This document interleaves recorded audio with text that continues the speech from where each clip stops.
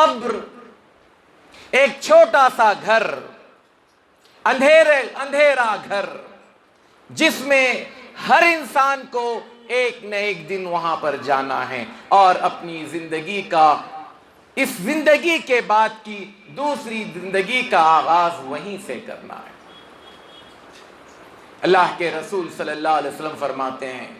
ما رأیت منظرا قط والقبر افظع من، میں نے آج تک اتنا بھیانک منظر کوئی نہیں دیکھا جتنا بھیانک منظر میں نے قبر کا دیکھا۔ اللہ کے رسول صلی اللہ علیہ وسلم فرماتے ہیں اگر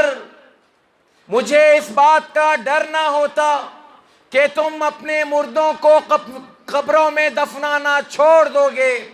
تو میں اللہ سے کہتا کہ انسانوں کو ایک مرتبہ قبر کے عذاب کو بتایا جائے، سنایا جائے،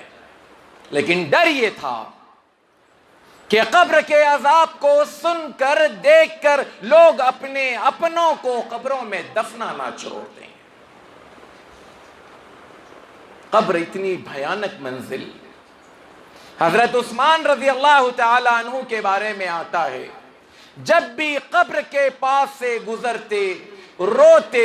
اس قدر روتے کہ آنکھوں سے آنسو نکل کر آپ کی داڑھی تر ہو جاتی، پھر اس داڑھی سے قطرات گرنے لگتے۔ لوگوں نے پوچھا اے عثمان، آپ کے سامنے جنت کی بات آتی ہے، جہنم کی بات آتی ہے، محشر کی، قیامت کی بات آتی ہے، لیکن آپ کی آنکھیں نم نہیں ہوتی، پھر کیا بات ہے کہ قبر کا نام سن کر، قبر کا منظر دیکھ کر آپ اس طرح سے بلک کر رونے لگتے ہیں؟ کہا اللہ کے رسول صلی اللہ علیہ وسلم نے فرمایا آخرت کی پہلی منزل قبر ہے، جو انسان قبر میں کامیاب ہو گیا اس کے آگے کے مسائل حل ہو جائیں گے، آسان ہو جائیں گے، اور جو انسان قبر میں پکڑا گیا، جو انسان قبر میں پھنس گیا، اس کے آگے کے حالات اس سے زیادہ سنگین بلکہ سنگین ترین ہوں گے۔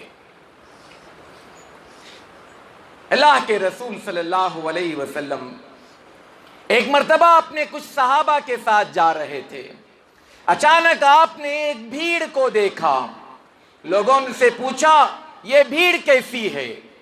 صحابہ نے کہا اے اللہ کے رسول صلی اللہ علیہ وسلم کچھ لوگ ہیں جو اپنے مردے کو دفنانے کے لیے قبر کھود رہے ہیں۔